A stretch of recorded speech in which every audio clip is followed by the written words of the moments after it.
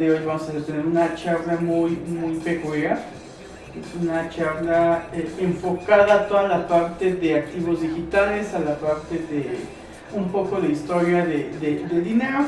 Estamos, justamente nos acompañan el día de hoy en las oficinas de Central, que nos está apoyando en realizar esas transmisiones, también las oficinas de Hack por la Paz. Y bueno, déjenles presento en este en vivo a la abogada María José Sánchez, especialista en Derecho Fiscal, y sobre todo inaugurando esta red en Teta TV, la red privada sobre TetaNot. Antes que nada voy a mencionarles rápidamente nuestras alianzas que tenemos. Estamos aliadas, como les mencioné, en las oficinas de Central. Tenemos igual un aliado muy importante que nos ha apoyado desde hace bastante tiempo, que es Talent Network, y a la comunidad de Devolt. También vamos a agradecer a toda la comunidad de Teta TV, Teta Full y Silver TV, que antes se llamaba, por abrirnos estos espacios y acompañarnos el día de hoy. Recuerden que la transmisión en vivo a partir del día de hoy en adelante se van a realizar durante la plataforma de Teta Edge o la red privada de Teta, hasta que nos puedan abrir un espacio en Teta TV, y las repeticiones se van a subir tanto a YouTube como en Facebook para que ustedes nos puedan acompañar. Si ustedes tienen alguna duda, quieren interactuar justamente en el en vivo, lo único que tienen que hacer es descargar el nodo Guardian Teta Edge y poner los enlaces que aparecen arriba de las publicaciones, que ahorita les voy a comentar, pero en un momento. Arriba de las publicaciones. Entonces, a ver, realmente parece un número sin fin que va a aparecer arriba. Ustedes descargan el nodo Guardian, después les voy a preguntar qué quieren ver, qué quieren watchear en la plataforma de Teta TV. Van a copiar ese cifrado de números, que es bastante largo, y lo van a pegar en el buscador. En automático los va a dirigir directamente a la página oficial de Hack por la Paz, adentro de la red privada de Teta TV.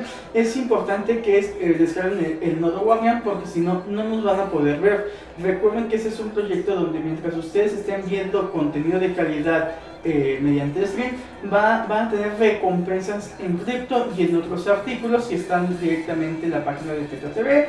Por el momento solamente van a estar apoyando en cuestión de la comunidad y a los desarrolladores de contenido web, ¿vale? Pero bueno, como les comentaba, vamos a empezar por la introducción. Les comentaba que estamos en la red internet de Teta TV, y en lo que esperamos a que las personas se reúnan, les quiero comentar que Teta TV es la plataforma de entretenimiento de eSport de próxima generación en una blockchain. Es importante que anoten esto. Muchas de las compañías que se están sumando a estas iniciativas viene siendo Google, Binance, Samsung, Sony, Samsung VR o realidad virtual, Gumi, entre otras. Y recuerden que en Latinoamérica apenas se está aperturando. Este proyecto lleva más de un año, lleva 2 años de hecho, y es importante porque al final estamos dando una descentralización completamente a los medios de entretenimiento. Y también encontrarán, pues bueno, personajes en el mundo de los streamers importantes como Nick Reeves, Mitud y Face. Y recuerden que la sede de Teta, del proyecto Teta, se encuentra en San José, California, y muchos proyectos, incluidos de Hollywood, se están sumando a este tipo de iniciativas, ¿vale? Sin más por el momento, vamos a darle la palabra a María José, que nos cuente un poquito, antes de entrar en materia, cuál es su especialidad, cómo está trabajando, cómo se ha formado en esto y qué nos va a platicar el día de hoy. Te cedo el micrófono a ti, María José. Hola a todos, buenas noches. Bueno, pues me presento, mi nombre es María José Sánchez Loredo, soy abogada por la Universidad Nacional Autónoma de México. Actualmente me especializo en materia fiscal y también trabajo en un banco. Tengo un proyecto personal en el que llevo a algunos clientes por cuenta propia, y pues me he ido desarrollando poco a poco en este ambiente tecnológico. La verdad es que me encanta, me gusta muchísimo, y sobre todo este tema cripto creo que es algo muy novedoso para las leyes. Sin embargo, pues ya tenemos una larga historia con él. Sí, algo importante que voy a mencionarles, aquí me están viendo en el cuadrito de abajo, es que la regularización de la materia fiscal en cuestión de activos digitales se ha visto un movimiento a nivel internacional. Hay que mencionar que cada país va a tener una legislación y una regulación totalmente diferente. En la próxima semana vamos a hablar en cuestión de temas internacionales. Esta ocasión vamos a hacerla en un tema más local, un poco más aislado, en lo que es la historia de la parte de los activos como tal y no solamente del activo digital, pero enfocado a México y parte de Latinoamérica. ¿Cierto, Majo?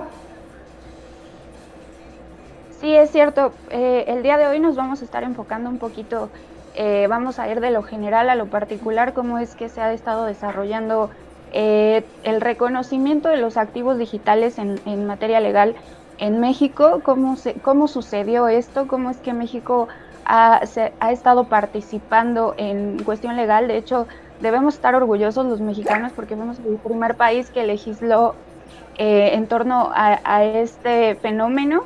La ley FinTech fue la primera, entonces creo que es muy importante destacar eso. Muy bien. Bueno, si no es por el momento, te cedo totalmente el micrófono. Adelante, María José. Cuéntanos qué tema nos ofrece el día de hoy. Bueno, pues primero que nada me gustaría regresarme mucho tiempo antes, hablar un poquito de qué es el dinero, cómo es que el mundo ha conceptualizado el dinero y qué significa el dinero para nosotros. El dinero por sí mismo pues no tiene un valor, el valor es otra cosa distinta y los primeros antecedentes que tenemos del dinero los podemos encontrar en Sumeria, o sea, estamos hablando de muchísimos años antes de Cristo, ¿no? Cuando por medio de la acumulación de cebada se obtenían bienes y servicios con esta contraprestación, ¿no? Tú juntabas cierto gramaje de cebada y gracias a eso podías obtener cosas, ¿no? Eso es el valor, no en sí la cebada como objeto.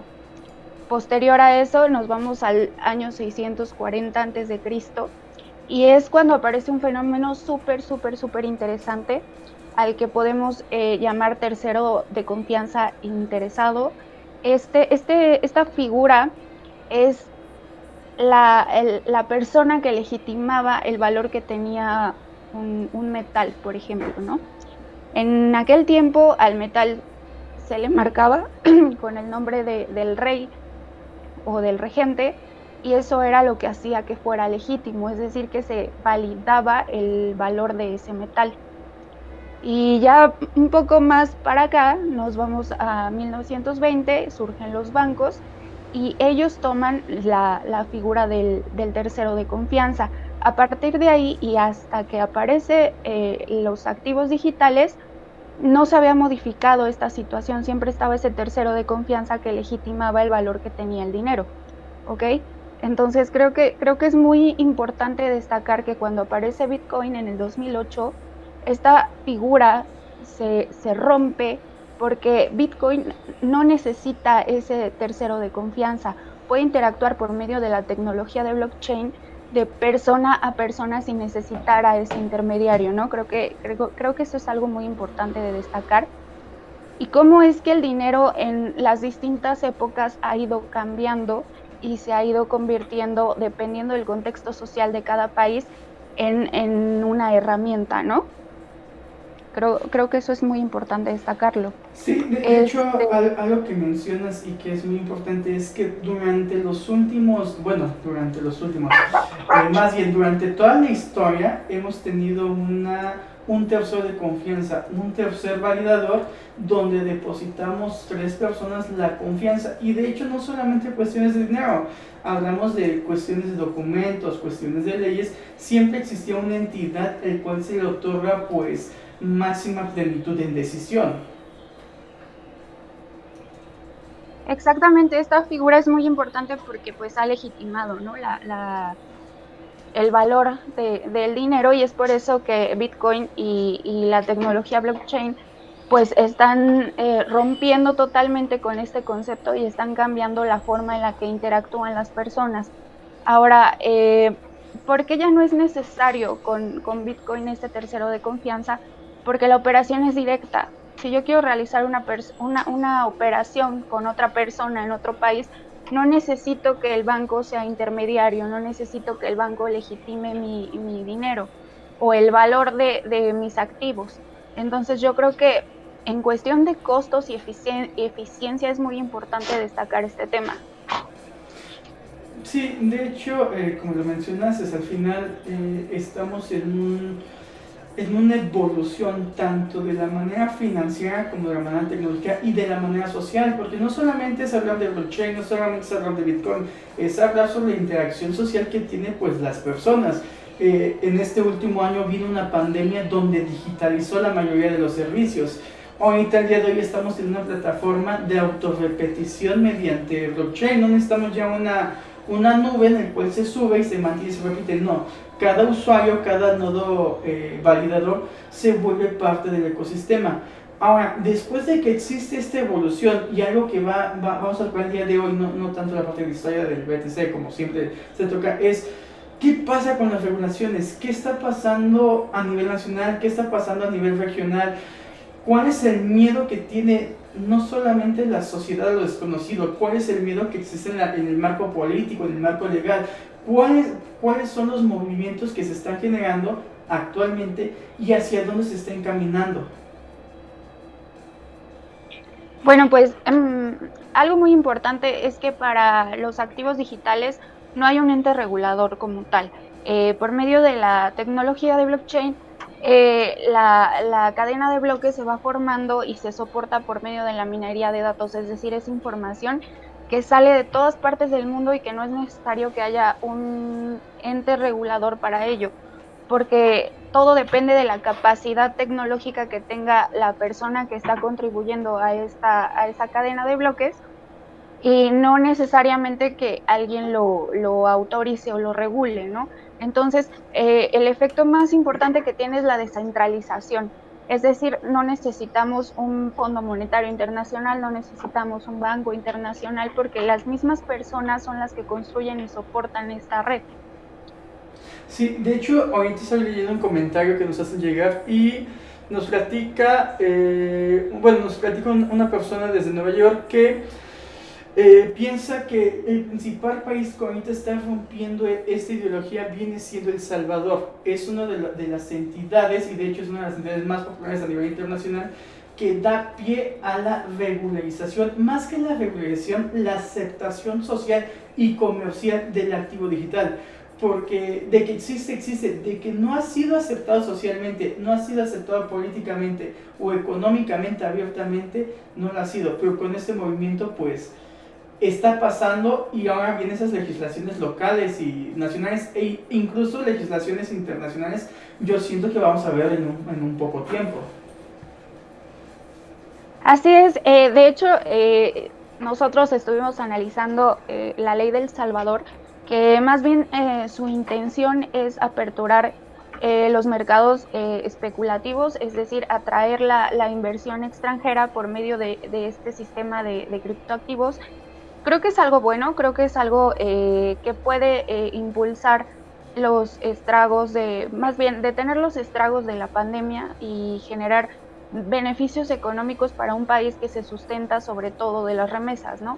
Entonces creo que eso es algo muy importante de puntualizar, que se rompen un poco las fronteras, bastante, se rompen las fronteras porque no es necesario la legitimación por medio de una institución. Y como lo mencionas, dejas atrás una institución centralizada, una institución, vamos a llamarle tradicional, una institución con historia, donde se conforma todo el poder, donde se conforma, como lo comenté al inicio, la decisión y la forma de ley se concentra siempre en una institución. Cuando existe este cambio, pues obviamente muchas instituciones no es de total agrado. ¿Cuáles son los movimientos que está generando, pues, o qué movimientos están generando, pues, a nivel en cada país, y qué regulaciones han salido a la luz pública que sean buenas o que sean malas o contrarias al desarrollo de los activos digitales? Yo creo, desde mi perspectiva, yo creo que la regulación es algo muy positivo, porque todavía no podemos contabilizar los daños colaterales de estas nuevas tecnologías, ¿no? Es decir, si una persona sufre algún tipo de delito por medio de estas tecnologías, tendría que adecuarse a la legislación vigente y actual, porque no existe tal vez un tipo penal o alguna alguna ley específica para ese delito. Entonces, entre más se avance en la regulación, más se va a poder proteger el patrimonio de las personas y eso va a proveer a las operaciones con activos digitales de certeza jurídica. Eso es muy importante porque muchas personas piensan que el hecho de que se regule es malo y que entonces ya se va a controlar y que entonces no se va a poder hacer nada y que entonces yo voy a perder mi inversión, pero no, es todo lo contrario, voy a proteger mi patrimonio. Y de hecho son puntos que estás tocando muy específicos e importantes. Ahorita mencionaste bajo la legislación actual. La pregunta que yo tengo es una pregunta abierta. ¿Cuál es la legislación actual? Digamos, aquí en México, ¿cuál es la legislación? Nosotros tenemos actualmente la ley para regular a las instituciones de tecnología financiera. Es una ley que entró en vigor el 9 de marzo del 2018. Es una ley súper joven, lleva 3 años apenas. Y es una ley que deja que deja la carta abierta para que las autoridades responsables emitan leyes secundarias. Ahí es donde nos hemos atorado un poquito porque no hay suficiente regulación secundaria. Tenemos 3 autoridades principales, que es la Secretaría de Hacienda y Crédito Público, la Comisión Nacional Bancaria y de Valores y el Banco de México. Estas autoridades interactúan entre sí para poder proveerle a las personas cuál es el marco regulatorio para interactuar con estas tecnologías. Sin embargo, seguimos acotándonos aún a la ley principal, que es muy ambigua, la verdad. Sí, ahorita que mencionaste las tres instituciones, hubo una declaración hace unos 15, 20 días en el cual el directivo de dicha institución mencionó que las criptomonedas o los activos digitales son ilegales. ¿Realmente son ilegales o son legales porque ya hay una legislación hecha? Mucha gente se quedó con esa duda y entró en temor, pues bueno, ¿cuál va a ser la situación real en la cual serán sometidas? Actualmente se consideran unidades de valor monetario, no se consideran moneda de curso legal y a mí, desde mi perspectiva, no es que sean ilegales, más bien no están reguladas.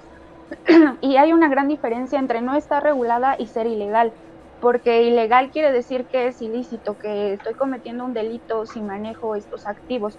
Sin embargo, lo que te dice la ley es que te adecues a ella, que solicites una autorización, que sí puedes realizar operaciones con activos digitales siempre y cuando lo hagas con una institución de tecnología financiera que esté debidamente autorizada, que esté observada por la Comisión Nacional Bancaria y de Valores. Entonces, más que calificar o de ilegal, yo creo que es más bien restrictiva previo a regular.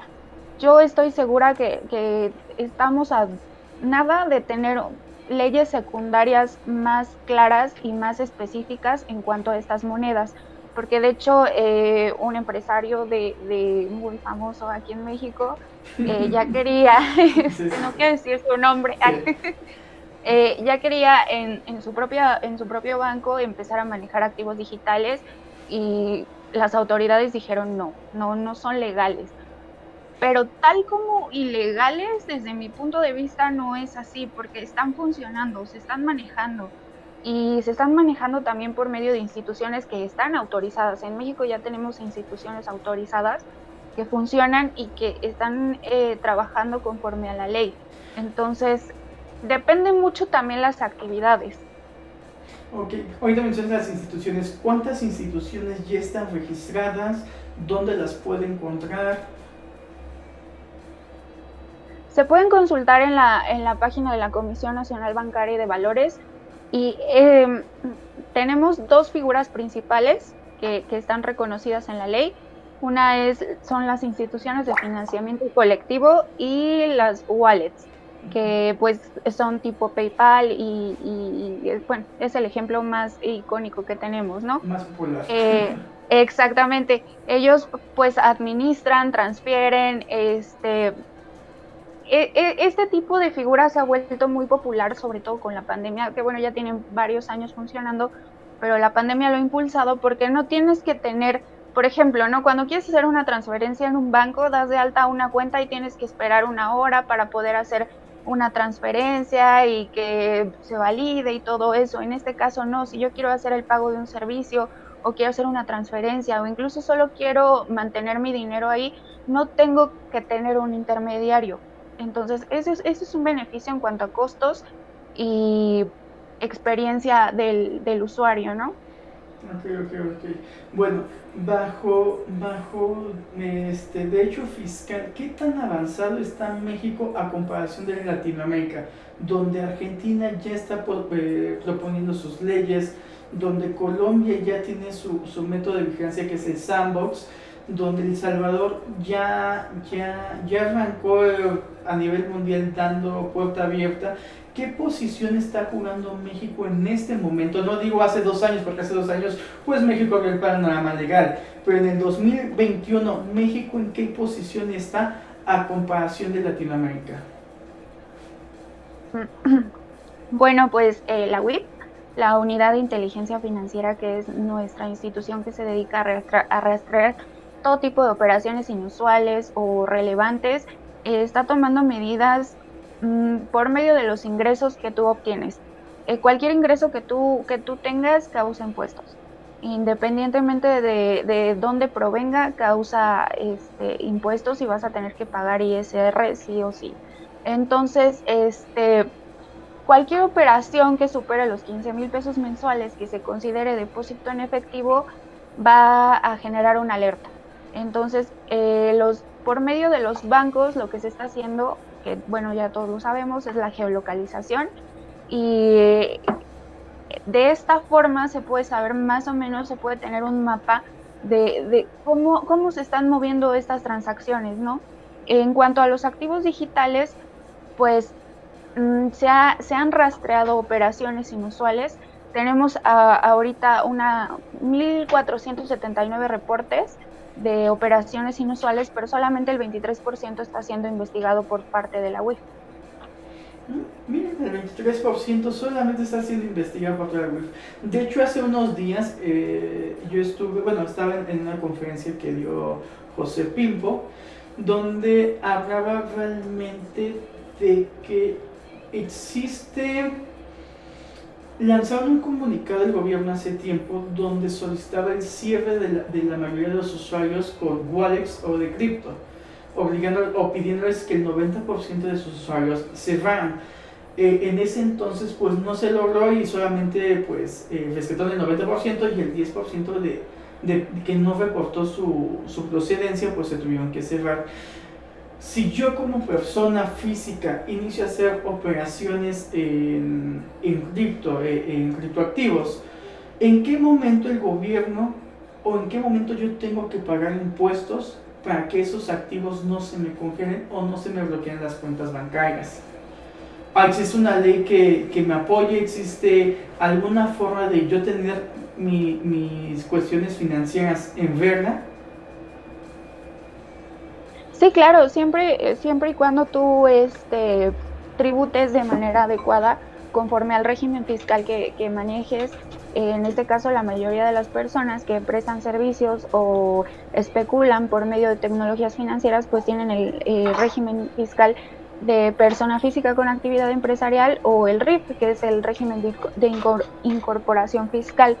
Ahora, un problema para las autoridades fiscales que no se ha podido manejar de manera adecuada por falta de infraestructura y falta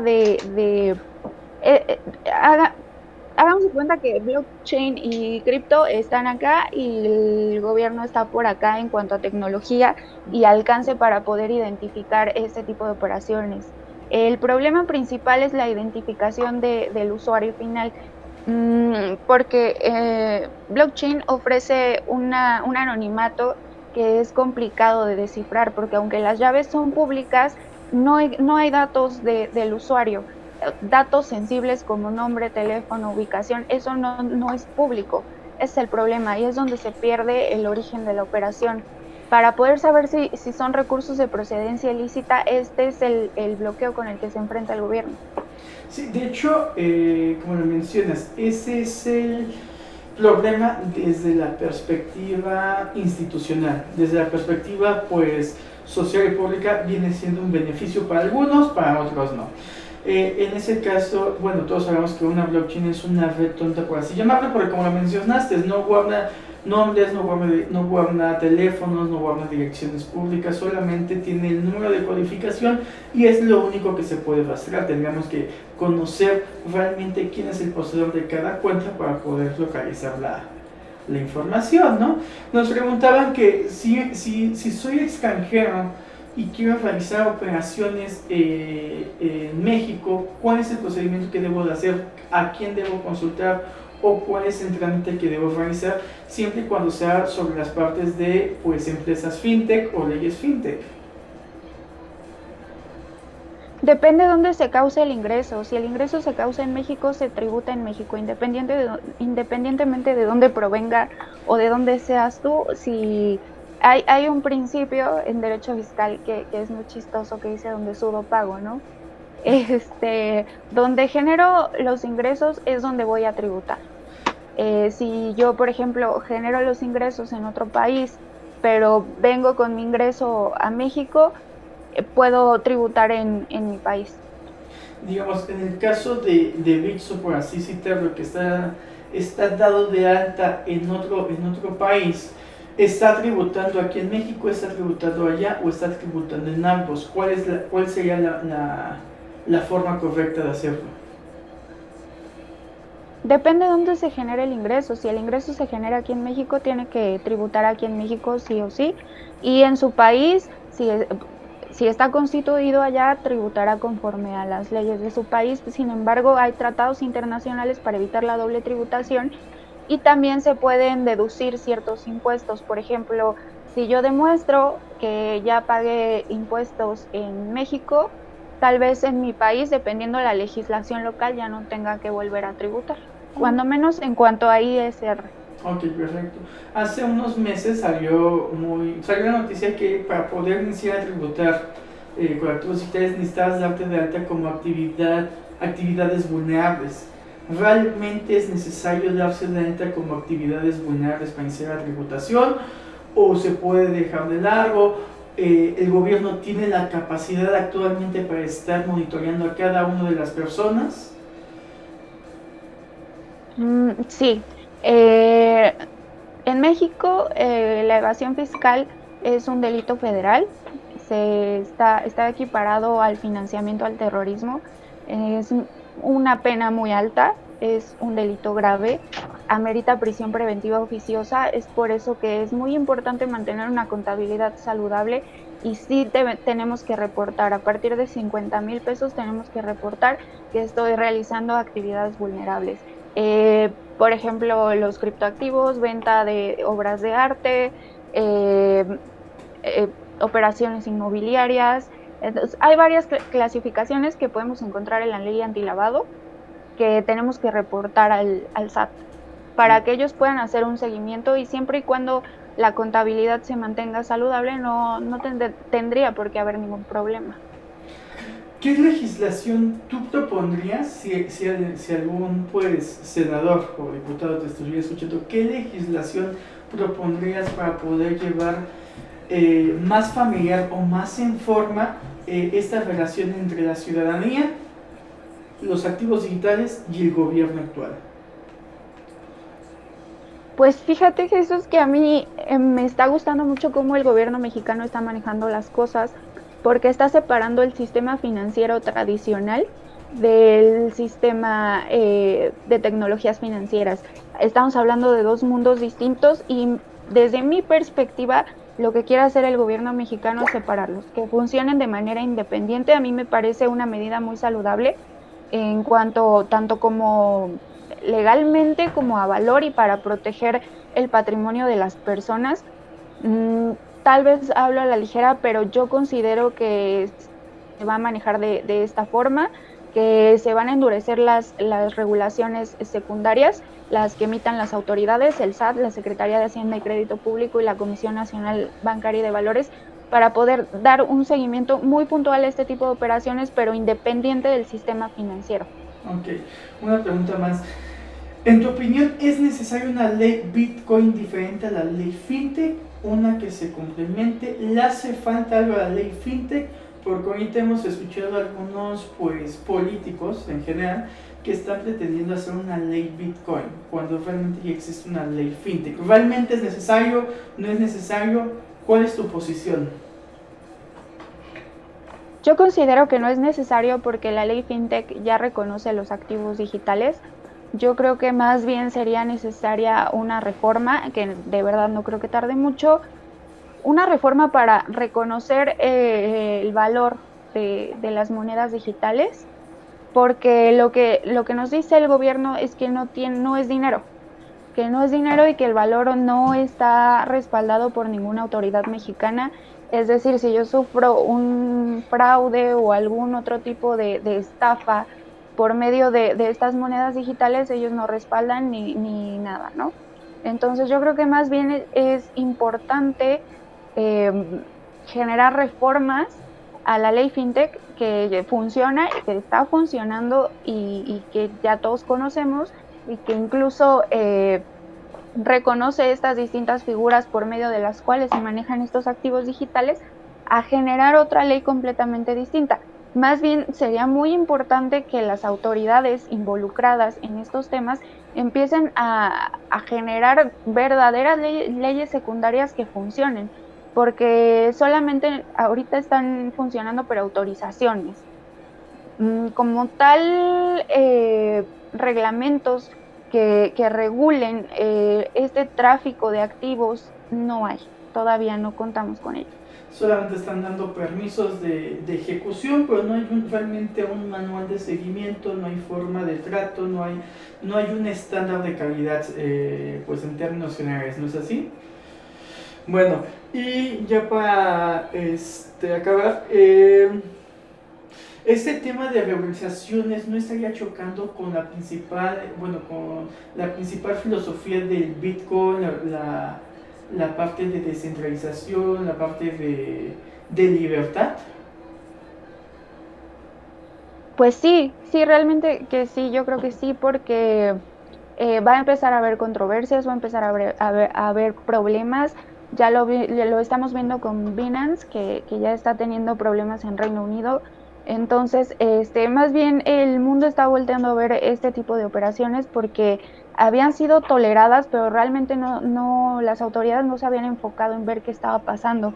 Yo creo que eventualmente va a surgir una autoridad internacional que empiece a regular el flujo de este tipo de activos y ver qué valor real tiene cada uno, porque están funcionando en un universo paralelo en el que se tiene que adaptar a la legislación local. La legislación local tiene que adecuar estos modelos y estos sistemas a lo que ya conocemos. Que sí considero yo que sí es posible, sin embargo, creo que eventualmente va a tener que generarse una autoridad internacional. ¿Crees que se logra esta autoridad internacional? ¿Será pública? ¿La llevará el Fondo Monetario Internacional? ¿Quién la podrá llevar realmente? ¿La llevará la ONU, la UNESCO? ¿Quién va a ser la encargada de llevar pues esta regulación para que todo funcione? Pues la verdad es que supongo que el Fondo Monetario Internacional, sin embargo, igual es hablar a la ligera porque depende mucho de cada país y que cada país realmente se quiera sujetar a una legislación internacional que regule este tipo de monedas, ¿no? Y que además tendrían que estar respaldadas por dinero, por moneda de curso legal que se pueda traducir en dinero más bien, ¿no? Entonces, no lo veo cercano a una autoridad internacional. Yo creo que más bien vamos a empezar por legislaciones locales que interactúen entre sí. Habría que conciliar, por ejemplo, la ley FinTech con leyes en Colombia, qué se está regulando y cómo se está regulando en Colombia. Y en caso de que exista una controversia entre países, pues ver la posibilidad de que estas dos leyes se puedan conciliar y se pueda resolver de manera positiva. Bueno, ya para despedirnos, Majo, platícanos dónde te pueden encontrar, si hay alguien interesado en cuestión en derecho fiscal, referente a criptoactivos, dónde te pueden encontrar, dónde te pueden buscar, estás litigando, platícanos un poco rápidamente. Bueno, pues ahorita trabajo en un banco. También llevo mi propio proyecto en el que atiendo clientes. Y me pueden encontrar en LinkedIn como María José Sánchez Loredo, me pueden encontrar en Facebook como Majo Loredo e igual en Instagram. Y mi correo es majo.loredo@gmail.com y con ustedes. Muchas gracias. Bueno, a toda la comunidad de Hack por la Paz, les agradecemos toda su atención. Recuerden que iniciamos las transmisiones directamente por la red privada de Theta. Es un proyecto en blockchain enfocado en la repetición y en los contenidos web para el entretenimiento, desde eSport hasta películas de Hollywood. Es una red abierta, es una red pública, es totalmente gratuita, la pueden buscar con teta.tv. Agradecemos la participación de la comunidad de Theta Full y Theta de España, que nos estuvieron apoyando en esa transmisión. Y también vamos a mencionar rápidamente a nuestros aliados con los que estamos trabajando, que es Central Academy y toda la familia de Central Talent Network, que hace unos días acaba de hacer el Talent Land, el cual hubo muchas conferencias, las cuales valen la pena, desde Travel Lab, desde viajes hasta gaming, blockchain, ¿qué más? Makers, etcétera, business. Y la comunidad de The Bond, que ya llevamos más de un año con ellos, el cual siempre nos apoya para hacer este tipo de eventos.